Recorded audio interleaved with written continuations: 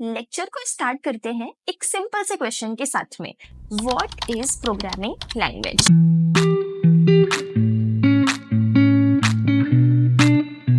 Programming language से भी पहले हम ये समझते हैं आखिर में लैंग्वेज क्या होती है।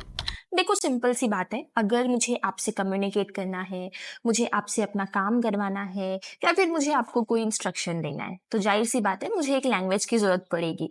जैसे कि मैं यहाँ पे अभी लैंग्वेज यूज कर रही हूँ हिंदी। कुछ ऐसा ही आपके साथ कंप्यूटिंग वर्ड में भी होता है। अगर मुझे मेरे लैपटॉप से या फिर मेरे मशीन से मुझे कोई काम करवाना है, मुझे उसे कुछ समझाना है, उसे इंस्ट्रक्शन देना है, तो जाहिर सी बात है मुझे एक लैंग्वेज की जरूरत पड़ेगी, जिसे हम यहाँ पर बोलते हैं प्रोग्रामिंग लैंग्वेज। तो प्रोग्रामिंग लैंग्वेज की डेफिनेशन आपने बचपन में कभी पढ़ी होगी। Set of instruction given by the user to the computer so that computer can perform a specific task। अगर मुझे आपसे कम्युनिकेशन करना है तो एक तो लिमिटेशन है यहाँ पे, जो लैंग्वेज मुझे आती है वही लैंग्वेज आपको आनी चाहिए, या फिर जो लैंग्वेज आपको आती है सेम वही लैंग्वेज यहाँ पे मुझे आनी चाहिए अगर मुझे नहीं आती है तो ये वाली लिमिटेशन मशीन के साथ भी होती है। मशीन की लैंग्वेज यहाँ पे कौन सी है? 0 और 1, मतलब बाइनरी लैंग्वेज। और हम ह्यूमंस कोड किस में करते हैं? या तो हम इंग्लिश यूज करते हैं, मैथमेटिकल टर्म्स यूज करते हैं, या फिर हम संस्कृत यूज कर सकते हैं। अब एक एग्जांपल से समझो। सपोज करो मेरी लैंग्वेज यहाँ पर हिंदी है और आपकी लैंग्वेज यहाँ पर चाइनीज है। जाहिर सी बात है हमारा डायरेक्टली कम्युनिकेशन पॉसिबल नहीं हो सकता है। सोल्यूशन क्या हो सकता है इसका? मैं यहाँ पे हिंदी लैंग्वेज में कुछ बोलूंगी, मैं एक ट्रांसलेटर को हायर करूंगी, वो मेरी लैंग्वेज को ट्रांसलेट करेगा आपकी लैंग्वेज में, मतलब चाइनीज में, और फिर वो चाइनीज में ट्रांसलेट करके आप तक मेरी बात पहुंचाएगा। फिर आप जो कुछ भी बोलोगे चाइनीज में, वो वापस से उसे हिंदी में कन्वर्ट करेगा एंड मेरे तक पहुंचाएगा। इन दिस वे मेरा और आपका कम्युनिकेशन पॉसिबल है। ऐसा ही कुछ यहाँ पर हम करते हैं कंप्यूटर के साथ में भी। यानी कि जिस भी लैंग्वेज में हम कोड करेंगे, हम उसे ट्राई करेंगे कन्वर्ट करने का, और किस में कन्वर्ट करेंगे? हम मशीन लैंग्वेज में। पर कन्वर्जन के यहाँ पे दो तरीके हो सकते हैं, जिसे हम बोलते हैं कंपाइल करना, एंड दूसरा यहाँ पर होता है आपका इंटरप्रेट करना। चलिए समझते हैं हम लोग फाइनली यहाँ पे कंपाइलर क्या होता है। इसको समझने के लिए हमें एक आपको छोटा सा एग्जांपल देती हूँ, आप विजुअलाइज करने का ट्राई करना। सपोज करो आपको यहाँ पर एक डिश प्रिपेयर करनी है। डिश प्रिपेयर करने के लिए आपके पास एक स्क्रिप्ट है, लेकिन यहाँ पर एक प्रॉब्लम। आपकी जो स्क्रिप्ट है वो चाइनीज लैंग्वेज में लिखी है और आपको जो लैंग्वेज आती है वो यहाँ पर आती है इंग्लिश। क्या अभी आप डिश प्रिपेयर कर सकते हो? ऑब्वियसली बातें नहीं कर सकते हो। सोल्यूशन क्या हो सकता है? आप ट्रांसलेटर को हायर कर सकते हो। ट्रांसलेटर क्या करेगा? आपकी चाइनीज वाली स्क्रिप्ट को कन्वर्ट कर देगा एक न्यू स्क्रिप्ट में, जो कि इंग्लिश लैंग्वेज में होगी। अब जो न्यू स्क्रिप्ट बन करके आई है, आप उसको रीड करोगे और यहाँ पर डिश बनाना स्टार्ट कर दोगे, और फाइनली आप यहाँ पे डिश प्रिपेयर कर दोगे, जिसे हम बोल सकते हैं प्रोग्रामिंग लैंग्वेज में आउटपुट। कुछ ऐसा ही काम यहाँ पे कंपाइलर करता है। देखो, आप यहाँ पे टाइप करोगे, लेट्स से मैं सी लैंग्वेज का प्रयोग कर रही हूँ, तो मैंने एक फाइल यहाँ पे बनाया जिसको मैंने सेव कर लिया डॉट सी से। डायरेक्टली तो मशीन को नहीं समझने वाली है। अब आप क्या करोगे? कंपाइलर का यूज करोगे।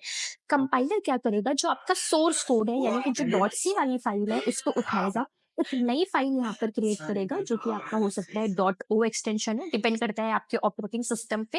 एंड अब जो आपकी न्यू फाइल बन करके आई है, आप इसे यहाँ पे कंप्यूटर को दे सकते हो, और कंप्यूटर क्या करेगा? आपको फाइनली आउटपुट यहाँ पे डिस्प्ले कर देगा।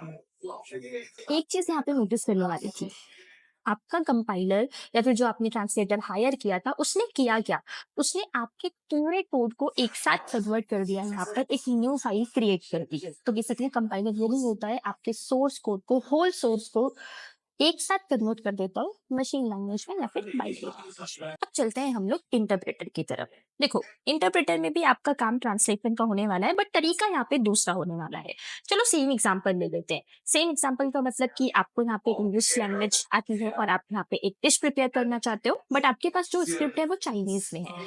अब आप क्या करोगे? इस बार आप ट्रांसलेटर नहीं हायर कर रहे हो, आप क्या कर रहे हो? अपने फ्रेंड को बुला कर ला रहे हो, जिसे चाइनीज भी आती है और जिसे यहाँ पर इंग्लिश भी आती है। आपका फ्रेंड आया, आपके फ्रेंड ने क्या किया? पूरी स्क्रिप्ट को एक साथ नहीं कन्वर्ट किया। उसने चाइनीज वाली स्क्रिप्ट की पहली लाइन को पढ़ा और आपको बताया यहाँ पे इंग्लिश लैंग्वेज में, आपने डिश का प्रिपरेशन स्टार्ट कर दिया।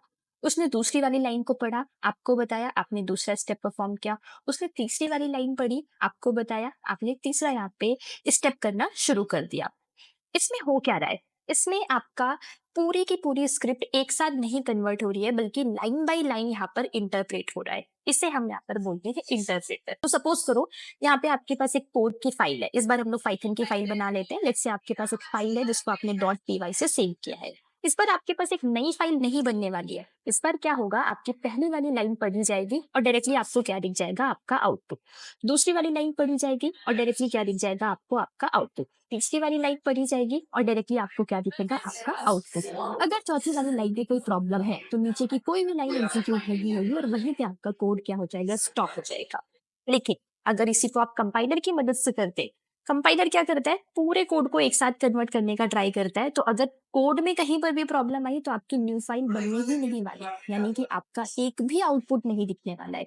जबकि इंटरप्रेटर का फायदा ये होता है कि अगर कोड में कुछ प्रॉब्लम भी है तो एटलीस्ट आपको कुछ स्टेप तक तो यहाँ पे दिखेंगे। अब यहाँ पर बात करते हैं कि आपने पाइथन कैसी लैंग्वेज है, कंपाइलर लैंग्वेज है या फिर वो इंटरप्रेटर का यूज करता है। तो देखो मैं आपको बताती हूँ, पाइथन इन दोनों का कॉम्बिनेशन है, मतलब कि हम इसे बोल सकते हैं हाइब्रिड लैंग्वेज है।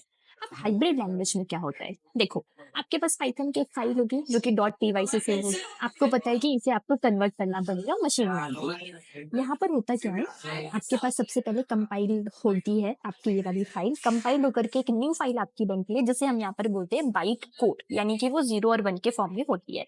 लेकिन ये जो आपकी न्यू फाइल बनी है इसे हम डायरेक्टली कंप्यूटर को नहीं भेजते हैं।